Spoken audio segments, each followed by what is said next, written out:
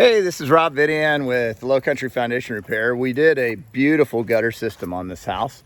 If you'll take a look, we caught all the water from the roof line up here. We brought this water over. The customer wanted the water to come down this driveway and work its way down to the road because they were just having a large amount of water accumulating in their planter area, all up in here, and it was eventually running over and taking all the pine straw or mulch out, and it was collecting right along here. So all of this water is being directed over to this downspout right here, and it's being brought out onto the grassy area. And we put in a couple of three special items called valley controllers. And at every point where you have what's called a valley, which is where two reefs meet, we put in a valley controller right here, and there's another one on the other side. But all of this water is being directed out of the planter areas and onto the grass. And that's what the customer really wanted.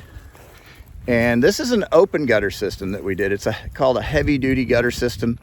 And see how we did the downspouts here. But the valley controllers are really important. It takes the water as it's coming down the valley, just on the roof, brings the water down back onto the roof and under our valley controller and directly into the gutter. And that's important because you don't want water shooting over your gutters. That's why you got gutters to begin with. A lot of homes have these like metal pieces that stick way up.